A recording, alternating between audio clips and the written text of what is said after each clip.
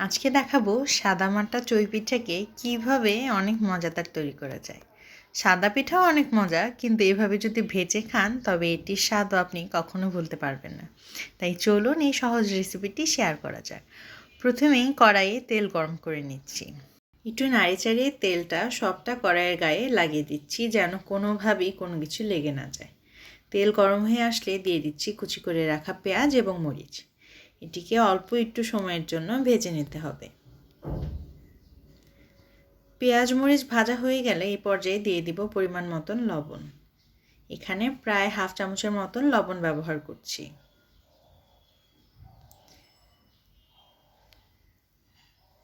লবণ দিয়ে আরেকটু নাড়াচাড়া করেই পিঠেগুলো দিয়ে দিতে হবে। পিঠেগুলো ছোট ছোট টুকরো করে কেটে নিতে হবে। এরকম ছোট টুকরো করে আমি কেটে নিয়েছিলাম।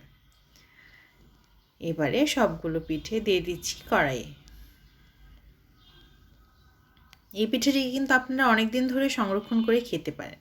কাঁচা পিঠেটি প্রায় 7 থেকে 10 দিন তো ইজিলি খেতে পারবেন ফ্রিজে রেখে। এই পিঠেগুলো আমি ফ্রিজ থেকে বের করেই ছোট ছোট টুকরো করে কেটে নিয়েছি। এবারে ভেজে নিচ্ছি। উল্টে পাল্টে কিছুক্ষণ ভেজে নিয়ে তারপর এতে দিয়ে দিব একটি ডিম। এই পিঠাটা আসলে অনেকটা নুডলসের মতোই তৈরি করা, খুবই সহজ। পেঁয়াজ মরিচ তেল লবণ আর ডিম তৈরি হয়ে যায়। যাই হোক, এবারে দিয়ে দিচ্ছি একটি ডিম। এবারে ডিমটিকে সবটুকু পিঠার সঙ্গে খুব সুন্দরভাবে মিশিয়ে দিতে হবে।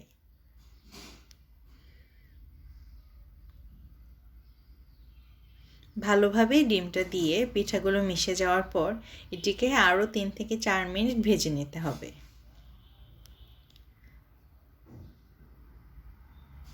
কিছুক্ষণ ভেজে নেওয়ার পর আমরা এটিকে নামিয়ে ফেলতে পারবো।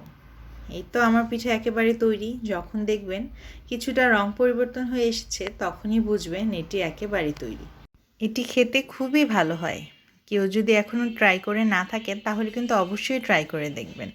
আর আমাকে জানাবেন কেমন লাগলো আজকের ভিডিও। সবাই ভালো থাকবেন, সুস্থ থাকবেন। ধন্যবাদ।